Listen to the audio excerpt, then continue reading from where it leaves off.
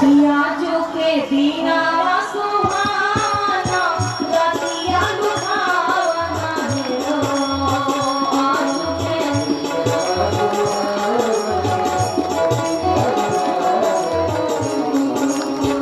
आजो के दीना सुहाना रतिया लुभावना हो आजो के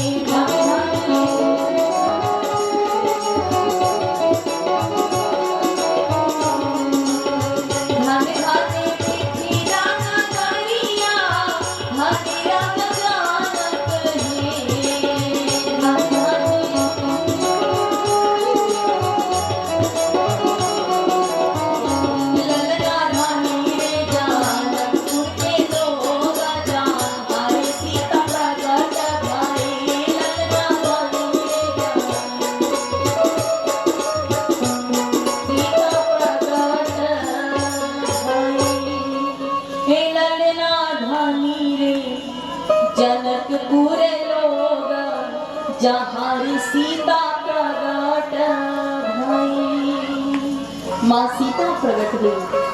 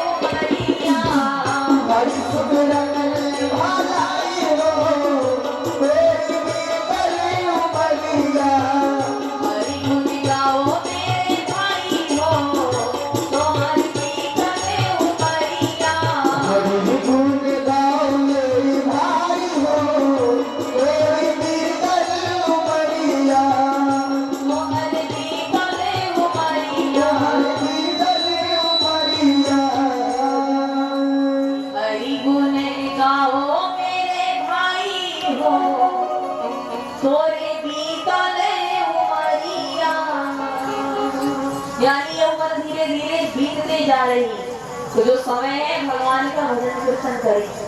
तो जैसा कि हम लोग निवेदन कर रहे थे कि जब उस बेटी का सुंदर संस्कार हम बनाएंगे, क्योंकि पहले नींव को बनाना हमारा धर्म है, और हम जैसा नींव डालेंगे वैसे ही मकान भी जो है वो इमारत भी उतनी ही मजबूत बनेगी। तो पहला संस्कार, पहला धर्म किसका है? पहले माता पिता का है।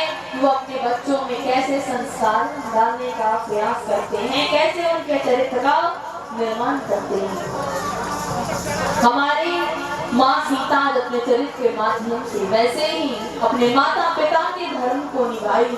जैसे हर बेटी जिम्मेदारियों का बोझ परिवार पे पड़ा, तो जिम्मेदारियों का बोझ परिवार पे पड़ा, तो ऑटो रिक्शा ट्रेन को चलाने लगी बेटियां, कि ऑटो रिक्शा ट्रेन को चलाने लगी बेटियां। साहस के साथ अंतरिक्ष तक भेद डाला, साहस के साथ अंतरिक्ष तक भेद डाला। सुना वायुयान भी उड़ाने लगी बेटियां, कि सुना वायुयान भी उड़ाने लगी बेटियां। और कितने उदाहरण ढूंढ कर लाऊं, और कितने उदाहरण ढूंढ कर लाऊं। हर एक क्षेत्र शक्ति आजमाने लगी बेटियां, हर एक क्षेत्र शक्ति आजमाने लगी बेटियां। वीर की शहादत पर अर्थी को कंधा देके अब शमशान तक जाने लगी बेटियां, अब शमशान तक जाने लगी बेटियां। अरे बेटियां अपने धर्म को निभाते निभाते घर में बटाती हाथ रहती है माँ के साथ, पिता की समस्त बाधा हरती है बेटियां, पिता की समस्त बाधा हरती है बेटियां। कटुआ के बोलने से पहले सोचती है खूब, मन में सहमती है डरती है बेटियां, मन में सहमती है डरती है बेटियां। बेटे वो दंड भले आपका दुखा दे दिल, हर एक कष्ट सह के घर भरती है बेटियां, हर एक कष्ट सह के घर भरती है बेटियां। ये प्रश्न ये ज्वलनशील सबके लिए है आज, नित्य प्रतिकोख में क्यों मरती है बेटियां, नित्य प्रतिकोख में क्यों मरती है बेटियां। इतना करने के बाद भी उन्हें मारा जाता है, उन्हें अपनाया नहीं जाता। और आज जिन्हें हम बोझ समझते हैं, हमारे वेद पुराण शास्त्र ये साक्षी है, प्रत्यक्ष प्रमाण दिए हैं कि उस समय में भी बेटियों ने कैसे आपके धर्म को निभाया, आपकी मर्यादा को निभाया। ललिता विशाखा राधा रानी बेटी होती नहीं, ललिता विशाखा राधा रानी बेटी होती नहीं, तो जसोदा दुलारे नंद नंदन नचाता कौन, कि जसोदा दुलारे नंद नंदन नचाता कौन। अनुसुईया जैसी बेटी तब साधिका ना होती, तो पालने में ब्रह्मा विष्णु रुद्र को झुलाता कौन, पालने में ब्रह्मा विष्णु रुद्र को झुलाता कौन। जनता जनार्दन बताए एक बात आज, सावित्री न होती सत्यवान को बचाता कौन, सावित्री न होती सत्यवान को बचाता कौन। सब कुछ होता पर एक बात सोच लेना, अर्चना न होती तो कथा को सुनाता कौन, अन्यथा ना ले। ये कहेगा यही सुनाएंगी। मैं भी किसी की बेटी हूँ।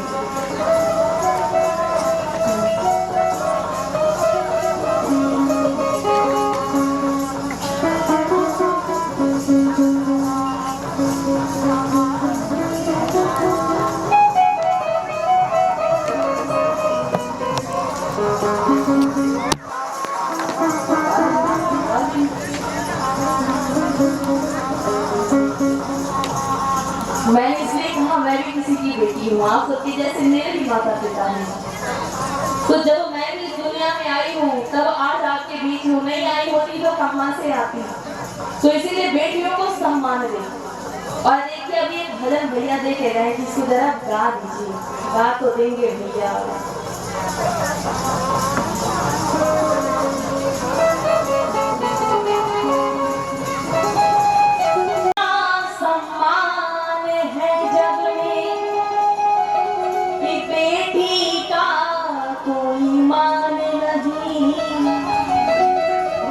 ये पूरे विश्व की ये विडंबना है, नहीं सब तो कुछ ना कुछ तो जरूर मिलेंगे।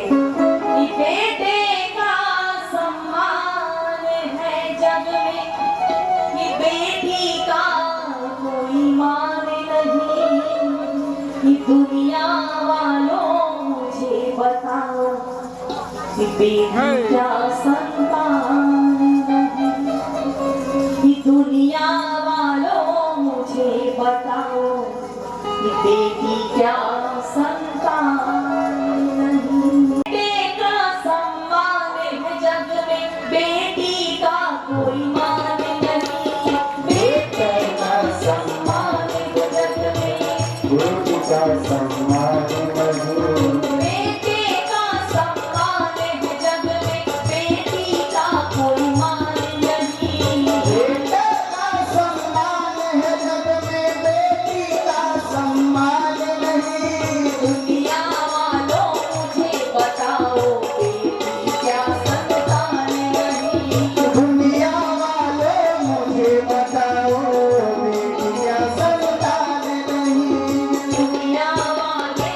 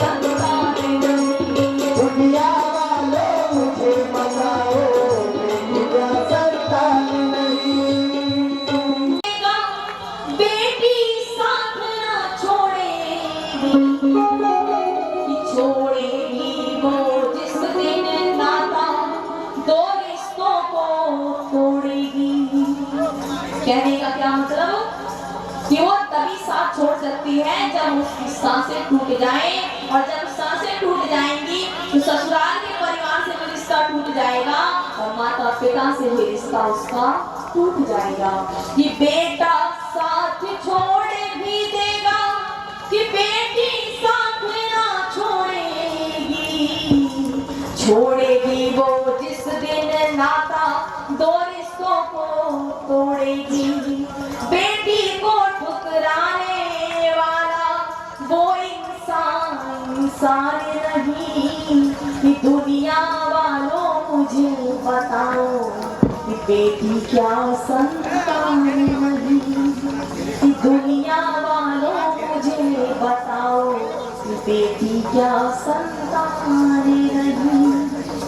आप कुछ सोचिए कि अवसर नहीं मिलता, भैया दूज को बहन भाई को आरती नहीं उतारती, और ना ही आज बेटियां ना हो तो ना ही आपको कोई बेटी मिलेगी, ना ही कोई बहन मिलेगी, ना बुआ मिलेगी, ना पत्नी मिलेगी, और ना ही आपको माँ मिलेगी। एक बेटी हर रिश्तों में जो है वो ढलती जाती है और उस संबंध को निभाती जाती है, इसलिए बेटियों को स्वीकार करें। कौन कौन मनाएगा बेटी जन्म में उत्सव, बताइए भैया, झूठे उठा रहे सभी जन। और जिस दिन बेटी आएगी ऐसा मुंह लटकाएंगे लगेगा सारे संसार की विपत्ति हमारे ही शराब है। देखिए भाग्यशाली है वो पिता, वो माता भाग्यशाली। इसमें ना एक लगा ना दो लगा, कुछ भी नहीं लगा, केवल लिखा भाग्यशाली है वो पिता जिनके घर बेटियां आती हैं, पुत्र आते हैं। सब भाग्यशाली है वो माता पिता जिनके घर पुत्र आते हैं, संतान पुत्र के रूप में आए। और सौभाग्यशाली यानी भाग्यशाली के आगे क्या लगा, सौ लगा। सौभाग्यशाली होते हैं वो माता पिता जिनके जीवन में बेटियां आती हैं। आपके पुत्र को कोई आशीर्वाद देगा तो क्या कहेगा, यशस्वी भव, यही कहेगा ना। लेकिन आपकी पुत्री को कोई आशीर्वाद देगा तो क्या कहेगा, सौभाग्यशाली भव, यानी सौभाग्य में समान तुम्हारा भाग्य है, सौभाग्यशाली हो। आपके बेटे को यह आशीर्वाद कभी नहीं मिल सकता, चाहे वो कितने बड़े पोस्ट पे क्यों न चला गया हो।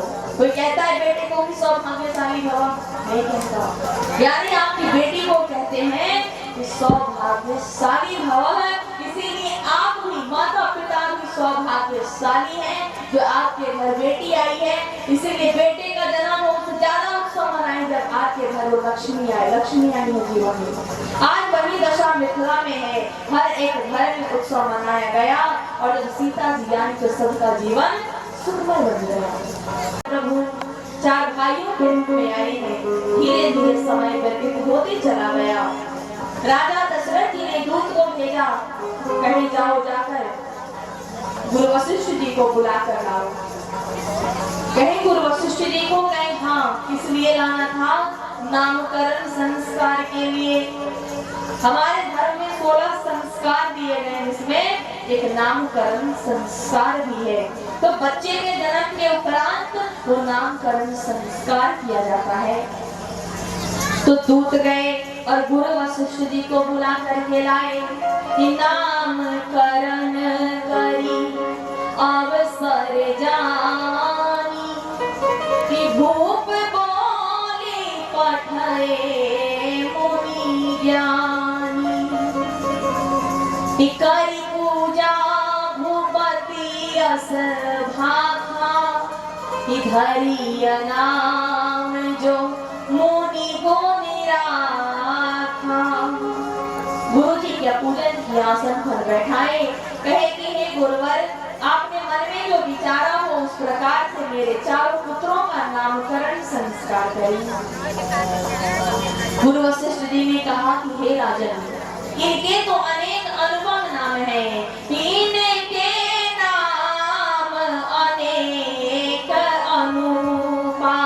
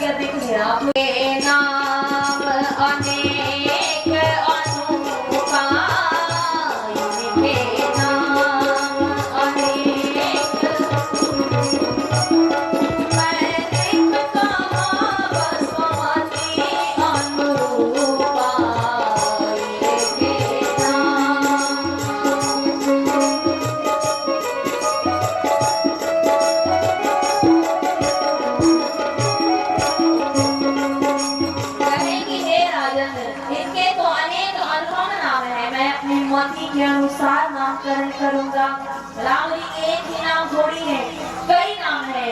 परंतु क्या कहते हैं गुरु वशिष्ठ जी कि मैं नृप कहावा स्वमति अनुरूपा। हमारे राम जी क्या है? परब्रह्म है, तत्व है, मूल है जीवन के। उनको पाने के लिए किसकी आवश्यकता है? प्रेम की आवश्यकता है। बाबा जी कहते हैं कि मिलहि न रघुपति बिनु अनुरागा, किए कोटि जप जोग विरागा। लाखों जप तप कर लो परंतु परमात्मा कब मिलेंगे? जब प्रेम होगा जीवन में। नाम शत्रुहन वेद प्रकाशा, जिनके स्मरण मात्र से शत्रुओं का हनन हो जाए। ये मन के जो शत्रु हैं उनका नाम है शत्रु है। और उनकी पत्नी है धर्म पत्नी कौन? श्रुति कीरति, सीता जी की सबसे छोटी बहन श्रुति कीरति। श्रुति के दो अर्थ हुए, एक वेद और दूसरा कान, और कीर्ति यानी भगवान की कथा, उनकी गाथा, उनका चरित्र जो बैठकर हम लोग सुन रहे हैं, श्रुति कीर्ति। तो जब हम कानों से भगवान की कीर्ति को सुनेंगे, भगवान के चरित्र को जब सुनेंगे, तो मन के शत्रुओं पर हम विजय प्राप्त करेंगे। और जब मन के शत्रुओं पर विजय प्राप्त करेंगे, तब किनका नंबर आया? लक्ष्मण का। लक्ष्मण जिसके मन का एक ही लक्ष्य हो, वो है लक्ष्मण। और लक्ष्मण जी के मन का कौन सा लक्ष्य है? जो है सर्वस्व हमारे राम जी, माता पिता भाई बंधु सर्वस्व हमारे राम जी। तो तुलसी बाबा लिखे कि लक्ष्मण धाम राम प्रिया, जो शुभ लक्ष्मणों के धाम है, राम जी को प्यारे हैं।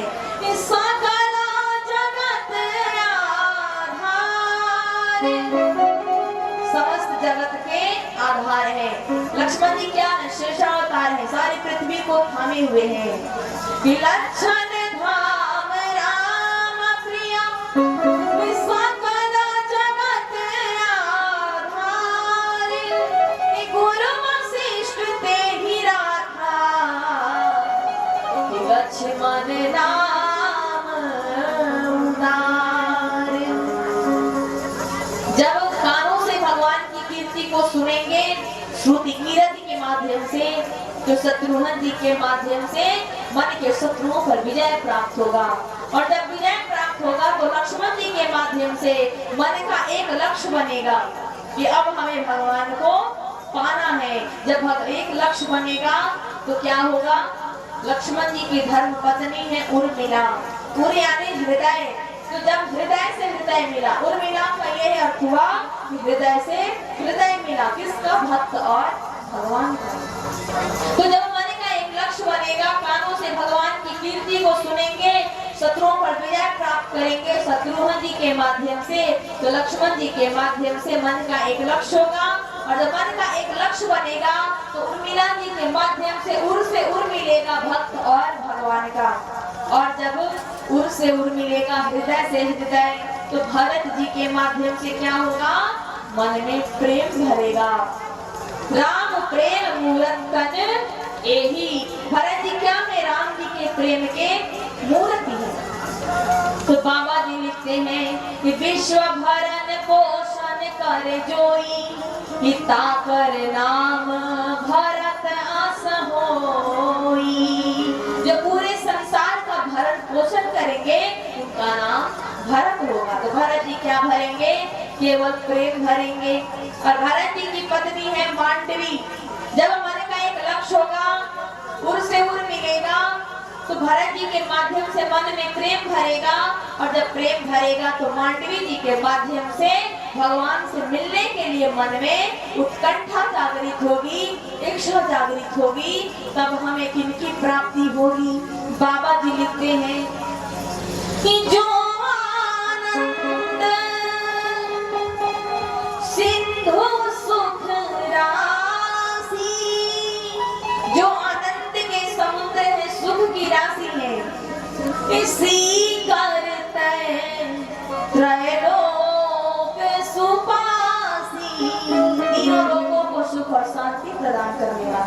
जो आनंद सिंधु सुख राशि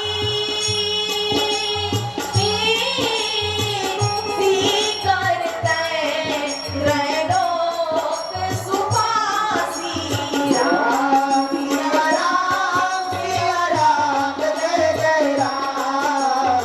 राम सिया राम जय जय राम।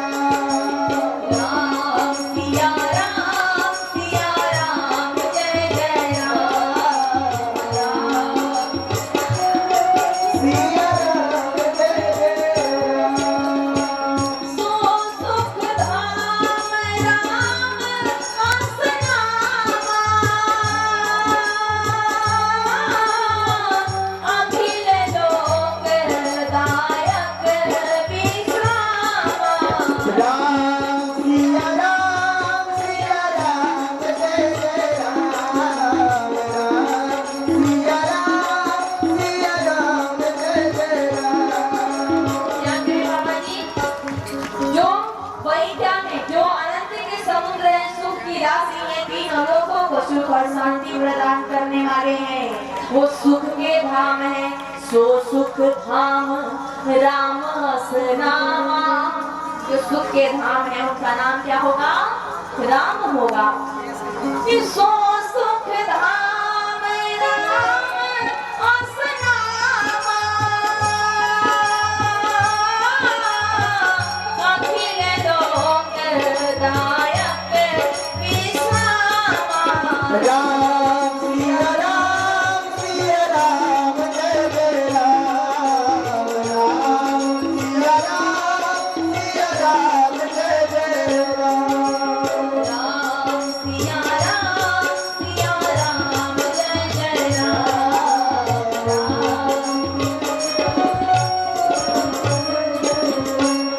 तो बाबा जी ने इस प्रकार से आध्यात्मिक तौर से राम जी का नामकरण संस्कार किया। समझ आया था? आया था ना?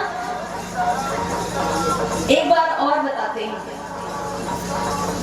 लक्ष्मण जी के सबसे छोटे भाई हैं शत्रुघ्न, और शत्रुघ्न की धर्म पत्नी है श्रुति कीरति। श्रुति का दो अर्थ है, पहला वेद और दूसरा कान। कीरति यानी भगवान की कथा। तो जब हम कानों से भगवान की कथा सुनेंगे तो शत्रुघ्न जी के माध्यम से मन के जो शत्रु हैं इन पर विजय प्राप्त करेंगे। तब लक्ष्मण जी के माध्यम से मन का एक लक्ष्य बनेगा कि जो भी है सर्वस्व परमात्मा है, हमें परमात्मा मिले। तो जब मन का एक लक्ष्य होगा तो उर्मिला जी के माध्यम से उर मिलेगा, यानी हृदय से हृदय मिलेगा भक्त और भगवान का। तब भरत जी के माध्यम से मन में प्रेम भरेगा। जब भक्त भगवान का हृदय मिलेगा तब मन में प्रेम होगा, और जब प्रेम होगा भगवान से तो मांडवी जी के माध्यम से राम जी से मिलने के लिए मन में उत्कंठा जगेगी, इच्छा जगेगी। तब हमें कौन मिलेंगे? हमारे राम जी, जो आनंद के समुद्र है, सुख की राशि है। और उनके साथ हैं उनकी धर्म पत्नी, हम सभी की जगत जननी माता सीता, समस्त विश्व की माता है। किसी देश किसी संप्रदाय की नहीं, समस्त जगत की माता है, जगत जननी सीता इसीलिए कहा गया। तो माता सीता क्या करती है कि सब कुछ होने के बाद भी, भगवान की प्राप्ति होने के बाद भी कभी कभी जब मन में अहंकार आ जाता है तो भगवान अपने भक्तों के जीवन में दुख देते हैं, उनकी परीक्षा लेने के लिए। पर उस घड़ी में माता सीता अपने भक्तों पर, अपने दोनों पर कमलों से शीतल छाया की रहती है, इसीलिए उन्हें जगत जननी कहा जाता है। हर जीव के जीवन में सुख दुख आने हैं, उससे कोई आज तक वंचित नहीं रहा। जब परमात्मा मनुष्य के रूप में आए तो सुख दुख दोनों के भागी बने, तो फिर हमारी समता क्या कही जाए। भगवान बताते हैं कि मनुष्य के जीवन में जब आओगे, मनुष्य के रूप में जब आओगे तो सुख दुख दोनों को पाना पड़ेगा। और ये सुख दुख क्या है? जीवन के दो पहलू हैं, जीवन के दो पहिया हैं। एक सुख है, एक दुख है। यही सच्चाई है क्या? जीवन और मरण, हानि लाभ। जब जन्म मिलेगा तो मरना भी निश्चित है। जब लाभ होगा तो हानि भी होगी और हानि होगी तो लाभ भी होगा। जीवन मरण, लाभ हानि, सुख दुख, पाप पुण्य, धर्म अधर्म, यश अपयश, ये सब कुछ जीवन में होने, इससे कोई भी वंचित नहीं रहा। तो जब जीवन में दुख आए तो उसे परमात्मा का दिया हुआ प्रसाद मान करके सहर्ष ग्रहण करें। हे परमात्मा, आज दुख आपने दिया है तो सुख भी आप ही दोगे। अब जब सुख मिले तो परमात्मा को भूलना नहीं है। हमें ही विचलित हो जाते हैं धर्म से। जब सुख मिले तो उसके भागी हम होते हैं कि हमारे किए हुए कर्म से सुख मिला है, और जब दुख आता है तो कहते हैं कि परमात्मा ने दिया। इसीलिए सुख दुख आता है ताकि जब दुख में परमात्मा को याद रखते हो तो सुख में भी परमात्मा को याद रखो। जो दिए हैं वो दिए हैं, जीवन में सब कुछ उनका दिया है।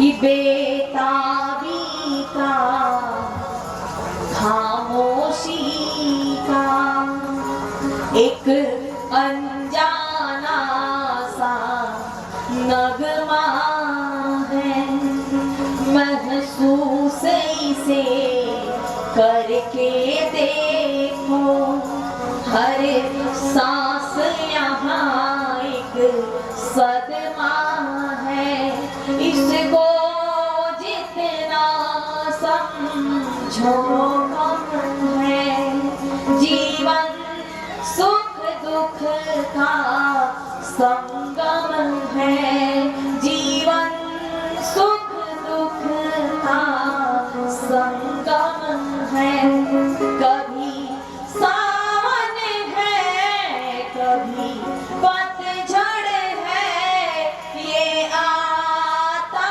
जाता मौसम है, ये आता जाता मौसम है, कभी हंसना है कभी रोना है, जीवन सुख दुख का संगम है, जीवन सुख दुख का संगम है, जीवन सुख दुख का संगम है। तो सब दिया परमात्मा का है। हमारे वशिष्ठ जी आए और वशिष्ठ जी ने चारों भाइयों का नामकरण संस्कार किया।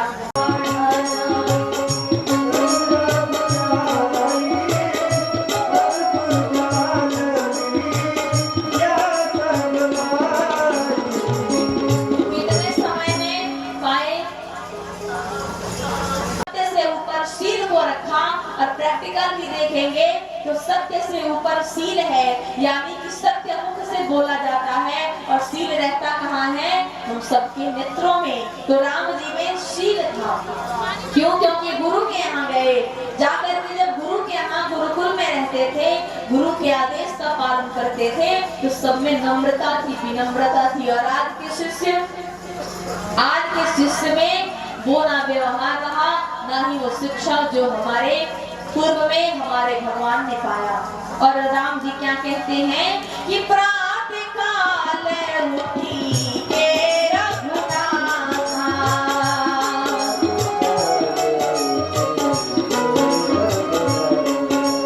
राम जी जब प्रातः काल जगते हैं तो क्या करते हैं? प्रातः काल उठी के रघुनाथा,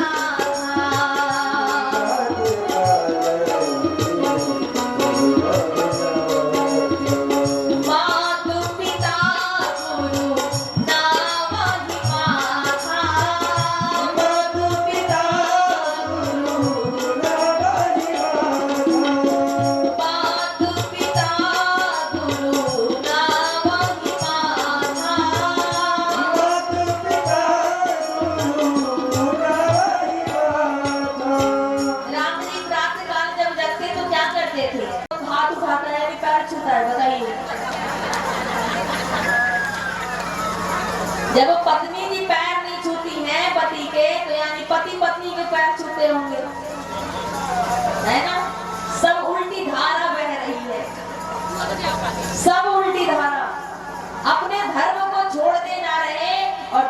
धर्म को अपने जीवन में उतारते जा रहे। पत्नी पति के पैर नहीं छूती, सास ससुर के पैर नहीं छूती, माता पिता के पैर नहीं छूते बच्चे, और पति जी सुबह सुबह जब जगे तो हाथ तो जरूर जोड़ेंगे। इसलिए 24 घंटे कम से कम शांत रहना, जो कहोगी मानने को तैयार हूँ, हल्ला मत करना। लेकिन हमारा धर्म क्या कहता है कि जब सुबह जगे तो जब हमसे बड़े हैं घर में, सास ससुर हैं, जेठानी है, जेठ है, जेठ के पैर नहीं छूते, दूर से ही उन्हें प्रणाम करते हैं। पता नहीं आपके इधर कैसा हो, हमारे इधर जेठ के पैर नहीं छूते, दूर से ही प्रणाम करते हैं। माता पिता के पांव छुए, पति के पांव छुए। पति आपका परमेश्वर है।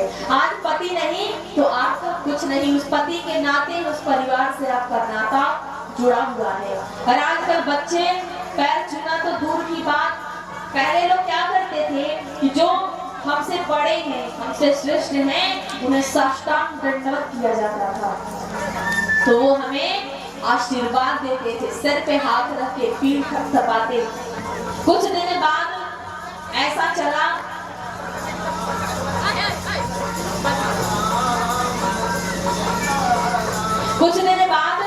ऐसा हुआ कि दोनों हाथ से पैर को छुआ जाने लगा, साष्टांग दंडवत भी चला गया, केवल पैर को झुक के छू लेते थे। कुछ दिन समय ऐसा आया, कुछ दिन बाद कि घुटने को छू करके प्रणाम करने लगे। जब से ये मोबाइल जीवन में आया तब से एक हाथ से मोबाइल को चलाते हैं ना, एक ही उंगली से टच करते हैं, तो एक ही उंगली से घुटने को टच करके प्रणाम करने लगे।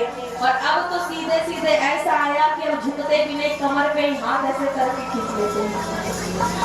तो जब वो पहले झुक करके प्रणाम करते थे तो माता पिता या जो भी हमारे गुरु थे हमें आशीर्वाद देते थे। और आज जब बच्चे कहते हैं गुड मॉर्निंग मम्मी, माँ का जमाना गया, माता पिता का जमाना गया, ये हो गई मम्मी मार दिया जीते ही, और ये हो गए डैडी ये भी जीते ही मर गए। यानी कि जब कहते हैं गुड मॉर्निंग तो उधर से भी आशीर्वाद नहीं आता, क्या आता है? Good morning. जब हम कहेंगे गुड मॉर्निंग तो अगला हमें आशीर्वाद तो देगा नहीं, ये कहेगा नहीं कि सौभाग्यवती भव, ये कहेगा नहीं कि यशस्वी भव। जब कहेंगे गुड मॉर्निंग तो माता पिता या जो भी हो वो भी कह देंगे गुड मॉर्निंग। इधर से भी गुड मॉर्निंग, उधर से भी गुड मॉर्निंग। दशा क्या होगी? जैसे राम रावण के युद्ध में हुआ, इधर से भी बाण और उधर से भी बाण, और बाण चलते चलते दोनों बाण आपस में टकरा कर वहीं खंडित हो जाते, वैसे ही उधर से भी गुड मॉर्निंग और इधर से भी गुड मॉर्निंग, तो दोनों टकरा कर आपस में खंडित हो जाते हैं। ना हमारा प्रणाम आपके पास जाता है और ना आपका आशीर्वाद हमारे पास आ पाता है। जीवन में दुख का यही कारण है कि आप कहां जाने समझाई। हमारे राम जी वेद पुराण को मन लगा करके सुनते थे और स्वयं अपने भाइयों को भी आकर के बताते थे, समझाते थे। तो जब हम वेद पुराण शास्त्र को, अपने ग्रंथ को पढ़ेंगे तब हम जानेंगे कि हमें कैसे अपने धर्म को निभाना। तो इसीलिए इस पर विचार किया जाए। हमारे प्रभु विद्या अध्ययन किए, उसके बाद महल लौटते हैं। आइए खत्म फिर आगे की कथा को निवेदन करेंगे।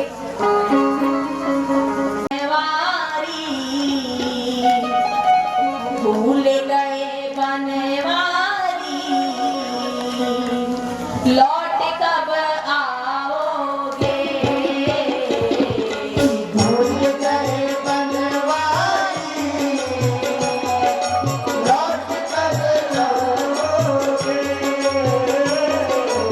भूल गए बनवारी,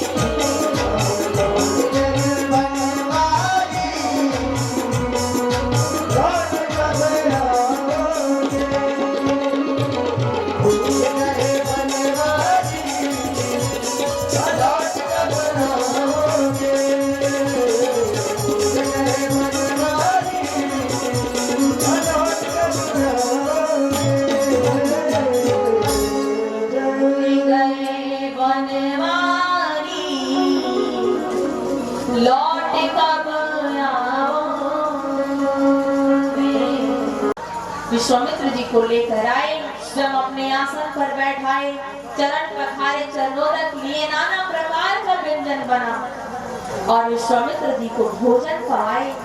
और जब विश्वामित्र जी संतुष्ट हुए, प्रसन्न हो गए, तब राजा दशरथ जी चारों पुत्रों को लेकर के आए, इसलिए आशीर्वाद दिलाने के लिए। राजा दशरथ जी चाहते तो पहले भी लेकर आ सकते थे, परंतु पहले लेकर क्यों नहीं आए? इसलिए दूर से आए हैं, थके हैं, परेशान हैं, तो चारों पुत्रों को लेकर के चले। पुनी चरना मेले सुत चारी, चारों पुत्रों को लाकर विश्वामित्र जी के चरणों में डाल दिए। और जब हमारे विश्वामित्र जी ने चारों पुत्रों को आशीर्वाद दिया, देखते गए, और जब राम जी की शोभा को देखे कि राम देखे मुनि देहा विसारी, राम जी को हमारे जब विश्वामित्र जी ने देखा, देखकर सुदबुद हो बैठे, इतने सुंदर हमारे सरकार, और कैसे लुभाई दशा क्या हो गई कि भये मगन देखत मुख शोभा, कि जनु चकोर पूरन ससिलो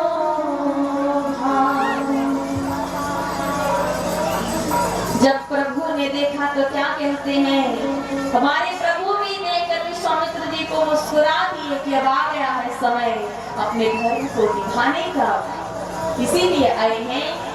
और ये भाषा कौन कौन समझ रहा? केवल विश्वामित्र जी और राम जी। तेरी मंद मंद मुस्कानियां पे, तेरी मंद मंद मुस्कानियां पे, बलिहार राघव जू, बलिहार राघव जू। तेरे मंद मंद मुस्कानियां पे, तेरे मंद मंद मुस्कानियां पे, बलिहार राघव जू, बलिहार राघव जू। तेरे मंद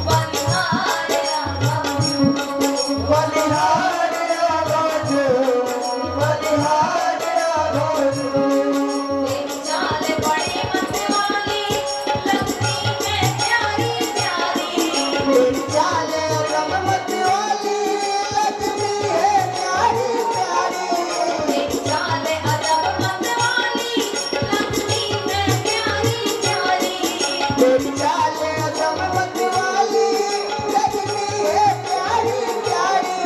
तेरी पायल की झनकार पे, तेरी पायल की झनकार पे, बलिहार राघव जो, बलिहार राघव जो, बलिहार राघव जो, बलिहार राघव जो। तेरे मंद मंद मुस्कानियाँ में, तेरे मंद मंद मुस्कानियाँ में, बलिहार राघव जो, बलिहार राघव जो, बलिहार राघव जो, बलिहार राघव जो। बलिहार राघव जो, बलिहार राघव जो।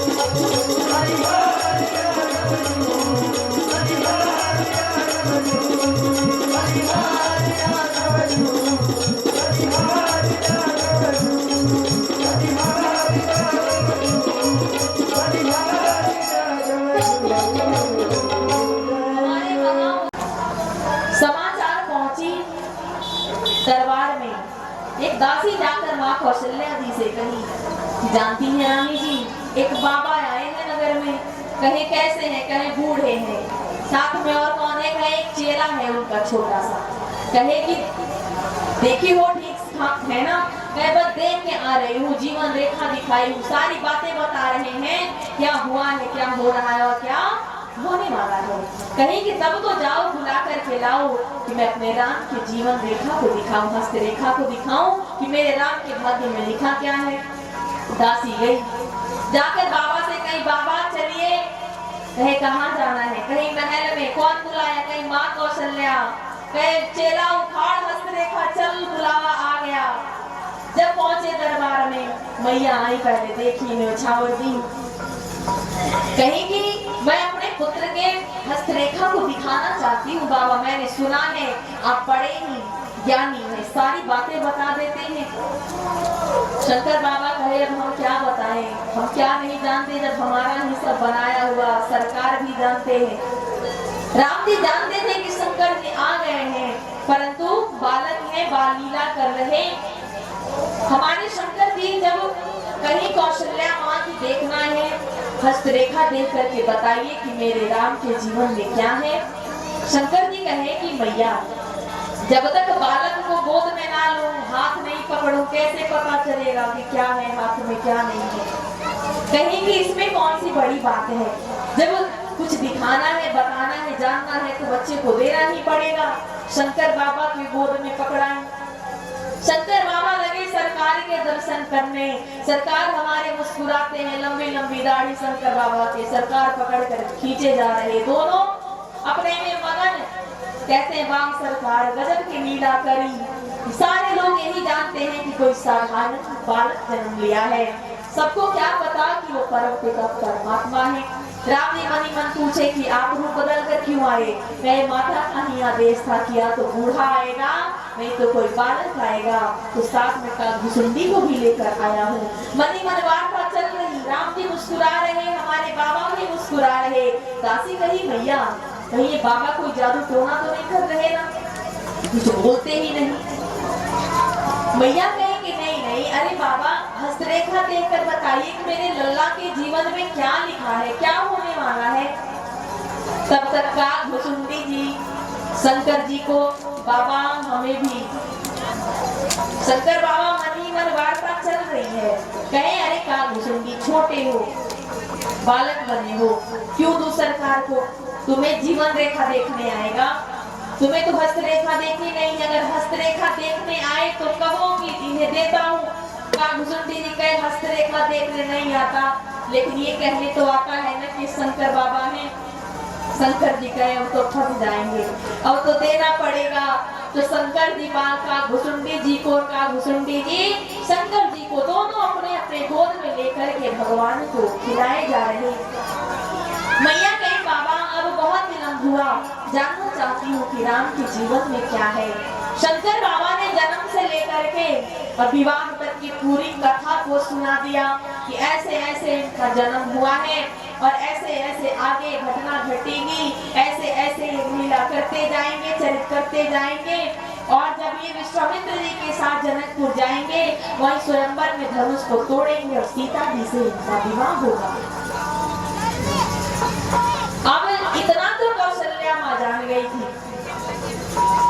और जैसे ही शंकर जी ने कहा, और जब विदा करा कर आएंगे अयोध्या, उसके बाद क्या होगा? तब तक राम जी बाबा के दाढ़ी को पकड़ लिए, नहीं बाबा इसके आगे नहीं, इसके आगे कहे तो अभी खुशी गम में बदल जाएगी, क्योंकि उसके आगे अब सीधे वनवास ही होना था।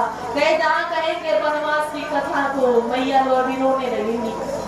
दाढ़ी पकड़े बाबा समझ गए नहीं बताना, कहेंगे उसके बाद बाबा कहे कुछ नहीं है, फिर मिलेंगे तो बताएंगे। तो कौशल्या माँ जानती थी कि राम जब जाएंगे विश्वामित्र जी के साथ तभी सीता को लेकर आएंगे।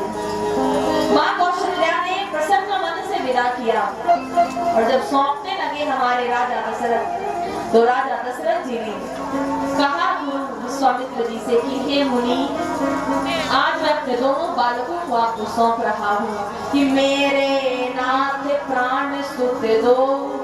मेरे ये दोनों पुत्र मेरे प्राण के समान है प्रभु, और आज से कि तुम मुनि पिता यानी नहीं को, आज से आप ही इनके माता पिता हैं, अन्य कोई नहीं। विदा किए, मार्ग में कुछ दूर गए हैं और ताड़का के विषय में विश्वामित्र जी बताए चले जा रहे, और जैसे ही ताड़का इन लोगों को देखी, इनकी वाणी को सुनी, क्रोध करके दौड़ी। विश्वामित्र जी ने कहा कि राम यही ताड़का है, इसका काम तमाम करना है। तो गुरु के वचन का राम जी ने पालन किया। कहीं बाण प्राण हरि लीना, दीन जानते ही निज पद दीना। भगवान ने एक ही बाण में ताड़का का काम तमाम कर दिया। ताड़का मन की दुरासा है, भगवान ने मन की दुरासा को समाप्त किया। जो राजा सुकेत की पुत्री थी और राजा की इच्छा थी कि पुत्र हो गई पुत्री, तो राजा की आशा दुरासा में बदल गई और राजा ने अपनी पुत्री का लालन पालन पुत्र के समान किया।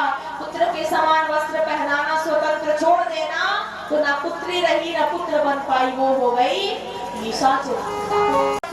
ताड़का के दोनों पुत्र अध्यात्म से एक दुख है, एक दोष है। तो अगले दिन हमारे भगवान ने मारीच को बिना फल का बाण मारा। बिना फल का बाण क्यों मारा? कि मारीच अभी पूर्ण रूप से नहीं मारूंगा, क्योंकि अभी आने वाले समय में तुम्हें सोने का मृग बनना है। तो बिना फल का बाण मारे 100 योजन उस पार सागर के उस पार जाकर के गिरा और सुबाहु को अग्निबाण भगवान ने मारा। और इस प्रकार से जब मन की दुराशा को मिटा दिए तो दुख भी दूर हो गया और दोष भी मिट गया। और इस प्रकार विश्वामित्र जी का जाप सफल हुआ। अब आगे विश्वामित्र जी सोचते हैं कि जनकपुर का धनुष यज्ञ सफल करा दूं, तो उस कथा को हम लोग कल श्रवण करेंगे। सभी लोग खड़े हुए, भजन होगी, फिर आरती होगी और उसके बाद वाणी को गिराएंगे। इसे आग्रह है, निवेदन है कि यज्ञ में यथासंभव आप सभी लोग अपना दान करें, का प्रयास करें। आज भी दें, कल भी दें, अभी 4-5 दिन यज्ञ है, प्रतिदिन कुछ ना कुछ देने की भावना रखें। अन्न हो, वस्त्र हो, रुपए हो, जो कुछ भी हो, सोने चांदी जो कुछ, सोना आजकल अपने से नहीं बचता तो लोग कहाँ देते, लेकिन देने की भावना रखें। यज्ञ में दान का महत्व है, जीवन में भी दान का महत्व है। दान देने से कभी धन घटता नहीं है, क्योंकि परमात्मा आपके साथ खड़े हैं, वो सहायता कर रहे हैं। तो देने में कभी हाथ को पीछे न किया जाए। काली कमली वाला मेरा यार है, मेरे मन का मोहन तो दिलदार है। काली कमली वाला मेरा यार है, मेरे मन का मोहन तो दिलदार है।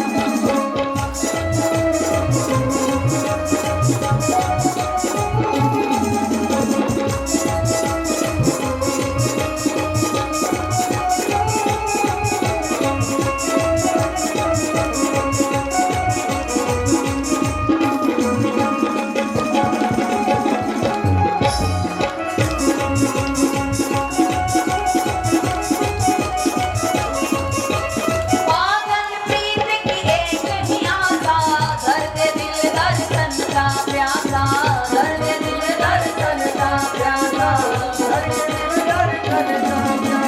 पागल प्रीत की एक ही आशा, दर्द दिल दर्शन का प्यासा, दर्द दिल दर्शन का प्यासा। तेरे हाथ इस जीवन की पतवार है,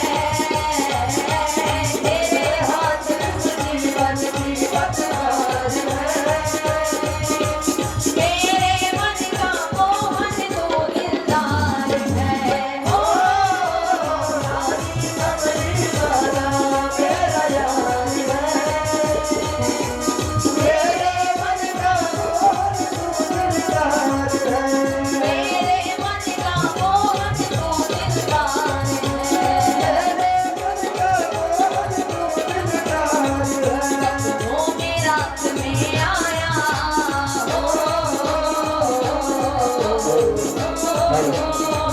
सपनों में रात में आया मुरली वाला नी। मेरे मन में बस गए श्याम चकोरे माला रे। मेरे मन में बस गए राम चकोरे माला रे। सपनों में रात में आया,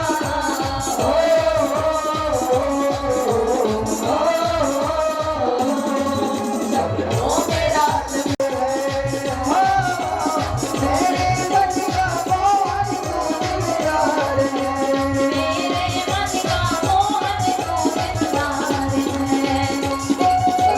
मोहन तू दिलदार है।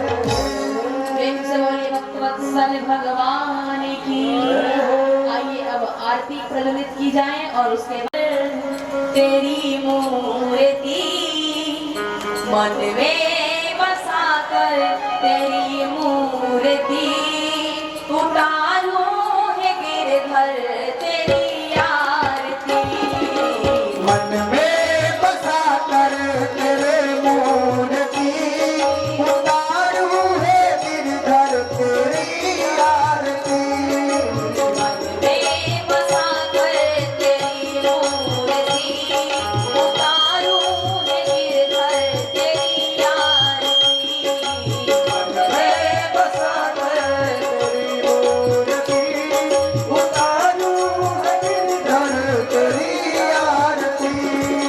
वेद तेरी महिमा गाए संत करे ध्यान, नारद गुणगान करे शेर विरातान। वेद तेरी महिमा गाए संत करे ध्यान, नारद गुण गान कर शेर विरातान। भक्त तेरे द्वार करते हैं पुकार, भक्त तेरे द्वार करते हैं पुकार। दास तेरे दर पे गाए आरती। मन में बसा कर तेरी मूर्ति उतारू है गिरधर तेरी आरती। देव सागर तेरी मूर्ति उतारूं गिरधर तेरी आरती। मन में बसा कर तेरी मूर्ति उतारू है गिरधर तेरी आरती। देव सागर तेरी मूर्ति उतारूं गिरधर तेरी आरती। मन में बसा कर तेरी मूर्ति उतारू है गिरधर तेरी आरती। उतारूं है गिरधर तेरी आरती। उतारू है गिरधर तेरी आरती। प्रेम से बोलिए यज्ञ भगवान की, गणिनाथ महाराज की, हनुमान जी महाराज की, श्रोता समाज की। श्याम जय जय श्री सीताराम। तो अब आप सभी लोग आए और बारी बारी से यही आरती रख दीजिए। सभी लोग बारी बारी से आराम आराम से आरती और उसके साथ प्रसाद लेंगे। यथाशक्ति श्रद्धा हो भगवान को समर्पित करेंगे और कल 1 बजे से कथा आरंभ होगी। सभी लोग समय से आएंगे और कथा का अनुष्ठान करेंगे। कल हमारे भक्ति भगवान का मिलन होगा। सभी सीधे से निकलते जाइए आराम आराम से।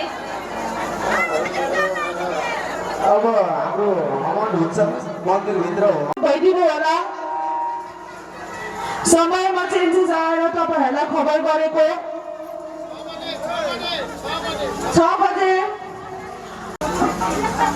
से कथा प्रारंभ हेतै अब आधा घंटा के 1 घंटा के बाद रासलीला चालू किया जेतै। 6 बजे से रासलीला हेतै है अपने सब समय में आबि जेबै। रासलीला के जे हेतै ओ कार्यक्रम के श्रवण करबै। अपने सब समय में 6 बजे आबि जेबै। 10 बजे बंद भए जेतै। काकिना स्टेज पर माताजी 1 बजे हेतै। ऐसा पहले अपन लोकल जे छै हेलो 12 बजे अपने सवार जेबै। माता बहनो सब 12 बजे से कार्यक्रम चालू भए जेतै। आज 6 बजे रासलीला रामलीला हेतै। 6 बजे अपने सवार जेबै एकदम। तपाईहरु अब प्रसादी लिँदै जले जले हवनमा बस्न इच्छा छ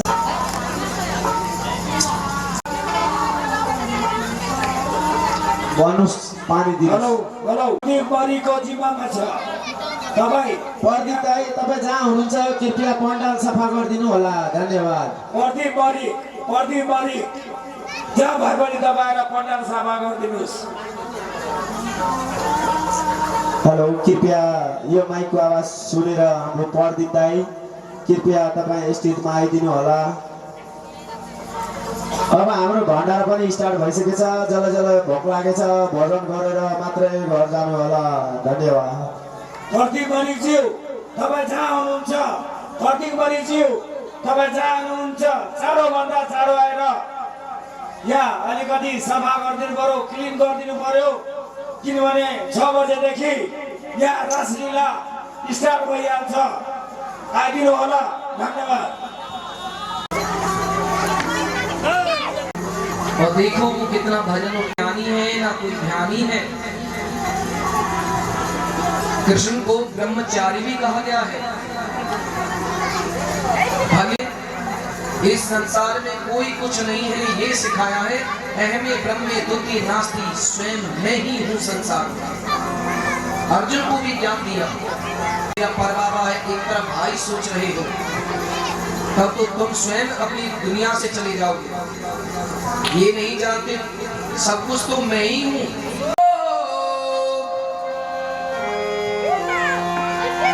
ये तीनों मोहे नहीं बस तो मुझसे लूं।